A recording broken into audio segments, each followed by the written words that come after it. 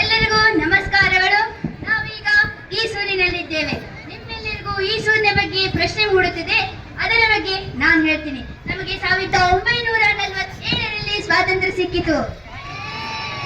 ಆದರೆ 1942ರಲ್ಲಿ ಸ್ವತಂತ್ರ ಗ್ರಾಮ ಎಂದು ಗೋಡು ಹಾಕಿದ ಏಕೈಕ ಹಳ್ಳಿ ಎಂದರೆ ನಮ್ಮ ಈಸೂರು. ನಾವು ಈಗ ನಮ್ಮ ಈ ಸೂರಿನ ಬಗ್ಗೆ ಒಂದು ಕಿರು ನಾಟಕವನ್ನು ಪ್ರಸ್ತುತಪಡಿಸುತ್ತಿದ್ದೇವೆ. ಎಲ್ಲರೂ ಶುರು ಮಾಡಲ್ವಾ? ಕಾಪಾಡಿ ಕಾಪಾಡಿ ಕಾಪಾಡಿ ಕಾಪಾಡಿ. ಈ ವರ್ಷ ಮಳೆ ಬಂದಿಲ್ಲ ಅಂತ ಬೆಳೆ ಬಂದಿಲ್ಲ, ಇದಕ್ಕಂತ ಕಂದಾಯ ಕಟ್ಟಕ್ಕಾಗುತ್ತಾ? ಇದನ್ನ ಬ್ರಿಟಿಷರಿಗೆ ಹೇಳಿದಿವಂತ ನಾಯಿ ಹೊಡೆದಾಗ ಹೊಡೆದ್ಬಿಟ್ಟು ನಮ್ನ ಊರಿಂದ ಆಚೆ ಕಳಿಸ್ಬಿಟ್ರು. ನಾವು ತಿನ್ನಕ್ಕೆಂತ ಸ್ವಲ್ಪ ಅನ್ನ ತಂದಿದ್ವಿ, ಅದನ್ನೂ ಕಸ್ಕೊಂಡ್ಬಿಟ್ರು. ಮಕ್ಕಳು ಮರಿಗೆ ಅಂತ ಸ್ವಲ್ಪ ಕಾಳು ಶೇಖರಣೆ ಮಾಡಿದ್ವಿ, ಅದನ್ನೂ ಕಸ್ಕೊಂಡ್ಬಿಟ್ರು. ನಮ್ಗೆ ಇರೋಕ್ಕೆ ಜಾಗನೇ ಇಲ್ವಾ? ಇಲ್ಲ, ಸಾಧ್ಯವೇ ಇಲ್ಲ ಸ್ನೇಹಿತರೆ. ಇಡೀ ದೇಶದಲ್ಲಿ ಸ್ವತಂತ್ರ ಚಳವಳಿ ವ್ಯಾಪಕವಾಗಿ ನಡೆಯುತ್ತಿದೆ. ಮಹಾತ್ಮ ಗಾಂಧೀಜಿ, ಸುಭಾಷ್ ಚಂದ್ರ ಬೋಸ್, ಸರ್ದಾರ್ ವಲ್ಲಭಾಯಿ ಪಟೇಲ್ ಅವರ ನಾಯಕತ್ವದಲ್ಲಿ ಈ ಚಳವಳಿ ನಡೆಯುತ್ತಿದೆ. ಏನಂತೀರಾ?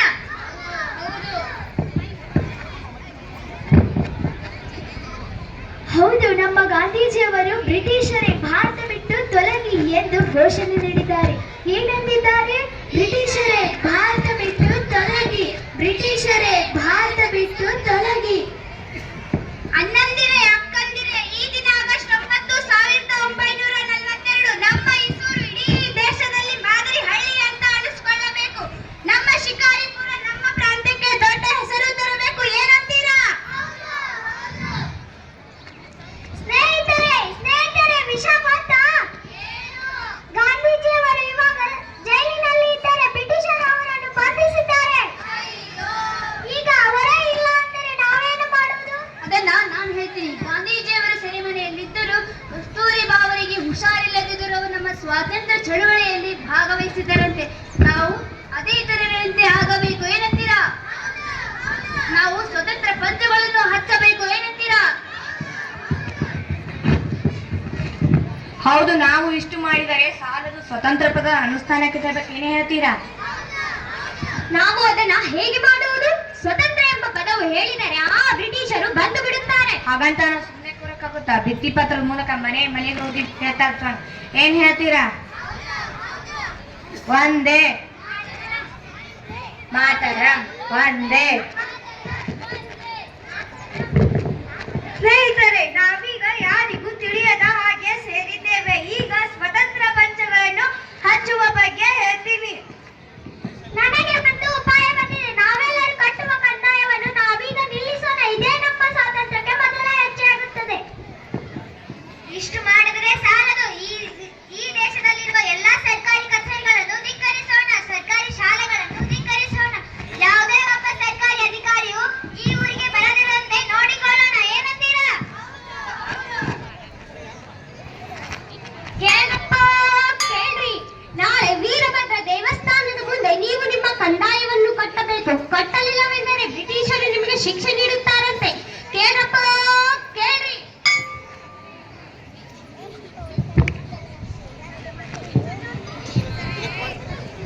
ಏನ್ರಿ ಶಾನ್ ಬೋಗ್ರೆ, ಘೋಷಣೆ ಕೂಗಿದ್ರು, ಮನೆಯಿಂದ ಒಬ್ರು ಆಚೆನೆ ಬರ್ಲಿಲ್ಲ. ಕರೀರಿ, ಬರ್ಲಿ. ಸಾರ್, ನೀವು ಬಂದ್ರಿ ಅಂತ ಎಲ್ರು ಮನೆಯಲ್ಲಿ ಹೆದರ್ಕೊಂಡು ಕುಂತಿದ್ದಾರೆ ಸಾರ್. ಹೆದರ್ಕೊಂಡ್ ಕುಂತ್ರೆ ಏನ್ ಬಂದು ಪ್ರಯೋಜನ? ಅವರೆಲ್ಲರ ಕಂದಾಯ ನೀವ್ ಕಟ್ತೀರಾ? ಕರೀರಿ. ನಿಮ್ಗೆ ಹೇಳ್ತಾ ಇರೋದು, ಗಟ್ಟಿಯಾಗಿ ಹೇಳಿದ್ರೆ ಹೆದರ್ಕೊಂಡ್ ಬಂದು ಕಂದಾಯ ಕಟ್ತಾರೆ.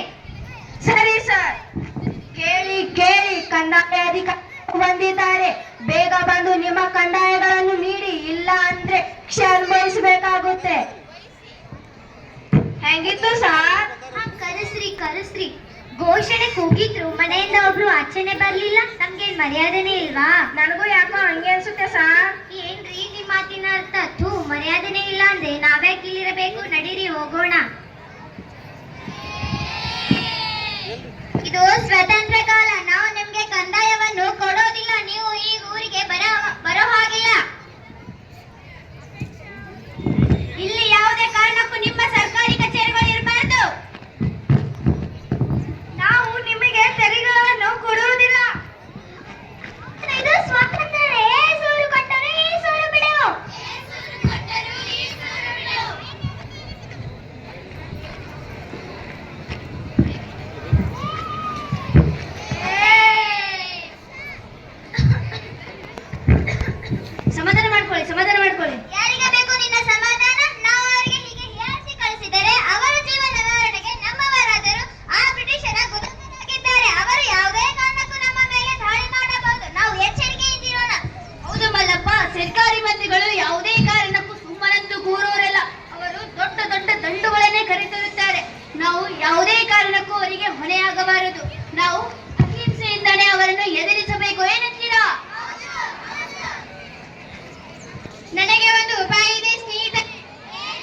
ಈಸೂರನ್ನು ಸ್ವಾತಂತ್ರ್ಯ ಗ್ರಾಮ ಎಂದು ಘೋಷಿಸೋಣ.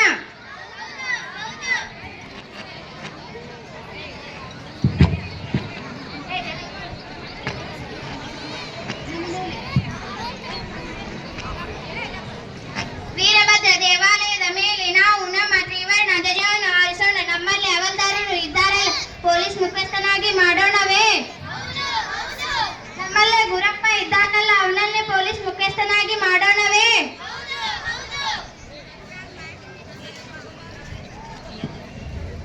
ಗಾಂಧಿ ಟೋಪಿಯನ್ನು ಹಾಕಿ ನಾಯಕರನ್ನು ತೆಗೆದು ಬಿಸಾಕಿ, ಗಾಂಧಿ ಟೋಪಿಯನ್ನು ಹಾಕಿ ನಾಯಕರನ್ನು ತೆಗೆದು ಬಿಸಾಕಿ, ರಾಷ್ಟ್ರದ ತಲೆಬಾಗಿ ವಂದೇ ಮಾತರಂ ಕೂಗಿ, ಗಾಂಧಿ ಟೋಪಿಯನ್ನು ಹಾಕಿ ನಾಯಕರನ್ನು ತೆಗೆದು ಬಿಸಾಕಿ. ಕಡೆ ಶೋಷಣೆ ಇದುವೇ ನಮ್ಮ ಘೋಷಣೆ, ನಿಲ್ಲದು ಆ ಕಡೆ ಶೋಷಣೆ ಇದುವೇ ನಮ್ಮ ಘೋಷಣೆ, ಗಾಂಧಿ ಟೋಪಿಯನ್ನು ಹಾಕಿ ನಾಯಕರನ್ನು ತೆಗೆದು ಬಿಸಾಕಿ.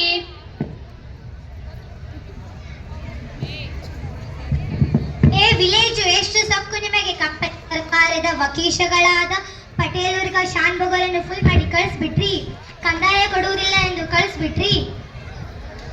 ಥೂ, ನೋಡ್ರಿ ನೋಡ್ರಿ ನೋಡ್ರಿ ನೋಡ್ರಿ, ಇವಾಗ ಎಲ್ಲರೂ ಸ್ಟಾರ್ಟ್ ಮಾಡಿ ನೋಡೋಕೆ ವಾಚಿಂಗಿ. ನೋಡ್ರಿ ನೋಡ್ರಿ ನೋಡ್ರಿ, ನೀವು ಮುಗ್ಗದವರು, ಬೆಳ್ಳಗಿರುವುದೆಲ್ಲ ಹಾಲೆಂದು ನಂಬಿರುವವರು. ನೋಡ್ರಿ ನೋಡ್ರಿ ನೋಡ್ರಿ ನೋಡ್ರಿ, ಯಾರ್ದೋ ಕುಂಬಕ್ಕಿನಿಂದ ನೀವು ಹಾಗೆ ತಿಳಿದುಕೊಳ್ಳಬೇಡಿ. ಕಂಪನಿ ಸರ್ಕಾರದವರು ಉದಾರಿಗಳು, ಕರುಣಾಶೀಲರು, ನಿಮ್ಮ ಈ ಉದ್ಘಾಟನೆಗೆ ಕ್ಷಮಿಸಿದ್ದಾರೆ ಎಂದು ನೀವು ಹಾಗೆ ತಿಳಿದುಕೊಳ್ಳಬೇಡಿ. ನೋಡ್ರಿ ನೋಡ್ರಿ ನೋಡ್ರಿ, ನಾವು ನಿಮ್ಮನ್ನ ರಕ್ಷಿಸುತ್ತೇವೆ. ನಮ್ಮ ರಕ್ಷಣೆ ಮಾಡಿಕೊಳ್ಳೋದು ನಮಗೆ ತಿಳಿದಿದೆ. ನೋಡ್ರಿ ನೋಡ್ರಿ ನೋಡ್ರಿ, ಬಂದ ಹಾಗೆ ಸುಂಕ ಇಲ್ಲ ಅಂತ ಹೊರಟ್ಬಿಡಿ. ನೋಡ್ರಿ ನೋಡ್ರಿ ನೋಡ್ರಿ, ಊರ ಮುಂದೆ ಹಾಕಿದ ಫಲಕವನ್ನು ಓದಲಿಲ್ಲವೇ? ನೋಡ್ರಿ ನೋಡ್ರಿ ನೋಡ್ರಿ, ಬೇಜವಾಬ್ದಾರಿ ಸರ್ಕಾರಿ ಅಧಿಕಾರಿಗಳಿಗೆ ಈಸೂರಿನಲ್ಲಿ ಪ್ರವೇಶವಿಲ್ಲ.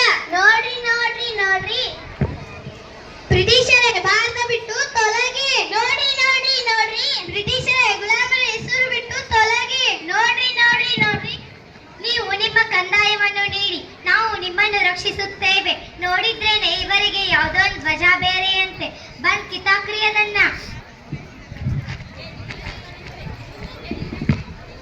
ನೋಡ್ರಿ, ಇದು ನಮ್ಮ ಹಳ್ಳಿ ಭಾವುಟ.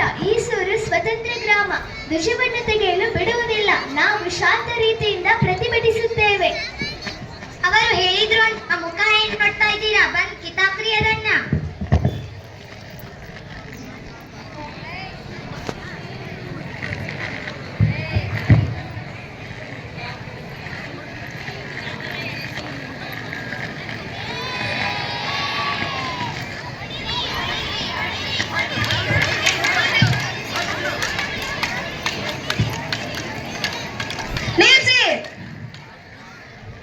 ನಾವು ತಪ್ಪು ಮಾಡ್ಬಿಟ್ವಿ. ಹಿಂಸೆಗೆ ಪ್ರತಿ ಹಿಂಸೆ ಮಾಡಬಾರ್ದಾಗಿತ್ತು. ಗಾಂಧಿ ಅವರಿಗೆ ಕೊಟ್ಟ ವಚನವನ್ನು ಮಾಡಬಾರ್ದಾಗಿತ್ತು.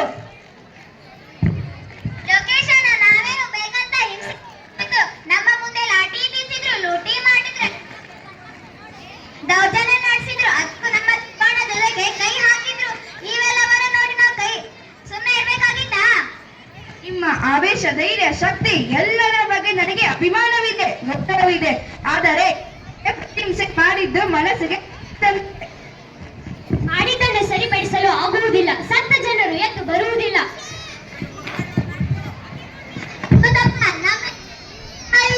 ಮುಂದೆ ಬರುವ ನಮ್ಮ ಹಳ್ಳಿಯ 51 ಮಂದಿಯ ಮೇಲೆ ಆರೋಪ ಮಾಡಿದ್ದಾರೆ. 41 ಮಂದಿಯ ಮೇಲೆ ಅಗತ್ಮೆ ಹಾಕಿದ್ದಾರೆ. ನಮ್ಮ ಹಳ್ಳಿಯ ಕೆಟ್ಟ ಮಹಿಳೆಯರ ಮೇಲೆ ಮೊಕದ್ದಮೆ ಹಾಕಿದ್ದಾರೆ. ಇದರಿಂದ ಮೈಸೂರು ರಾಜ್ಯದ ಹೈಕೋರ್ಟಿನ ನ್ಯಾಯಾಧೀಶರು ಜನವರಿ 9ನೇ ತಾರೀಖಂದು ತೀರ್ಪು ಕೊಡಲಿದ್ದಾರೆ. ವಂದೇ ಮಾತರಂ. ಶಿಕಾಪುರದ ಬಳಿ ಇರುವ ಈಸೂರು ಗ್ರಾಮ. ಈಸೂರು ಗ್ರಾಮದ ಜನರು ತಮ್ಮ ಗ್ರಾಮವನ್ನೇ ಸ್ವತಂತ್ರ ಗ್ರಾಮ ಎಂದು ಘೋಷಿಸಿದ್ದಾರೆ. ಅದಲ್ಲದೆ ಸರ್ಕಾರಿ ಅಧಿಕಾರಿಗಳು ಅದನ್ನು ತಡೆಗಟ್ಟಿದೆ. ಸರ್ಕಾರ ಅಧಿಕಾರಿಗಳ ಕರ್ತವ್ಯ ಮತ್ತು ನಿರ್ವಹಣೆಗೆ ಇಲ್ಲಿನ ಜನರು ತಲೆ ಹಾಕಿದ್ದಾರೆ. ಅಲ್ಲದೆ ತ್ರಿವರ್ಣ ಬಾವುಟವನ್ನು ಊರಿನಲ್ಲಿ ಹಾರಿಸಿ ನೆಲದ ಕಾನೂನನ್ನು ಉಲ್ಲಂಘಿಸಿ ಕಂಪನಿ ಸರ್ಕಾರದ 2 ಪೊಲೀಸರನ್ನು ಹತ್ಯೆಗೆ ಕಾರಣರಾಗಿದ್ದಾರೆ. ಇವರು ಜನರು ಕಾನೂನನ್ನು ಉಲ್ಲಂಘಿಸಿದವರು. ದೌರ್ಜನ್ಯ ನಡೆಸಿದ ಗುರಪ್ಪ, ಮಲ್ಲಯ್ಯ, ಸೂರ್ಯನಾರಾಯಣಚಾರಿ ಮತ್ತು ನಿರ್ಜಲಪ್ಪ ಇವರಿಗೆ ಮರಣದಂಡ ಶಿಕ್ಷೆ ನೀಡಲಾಗಿದೆ.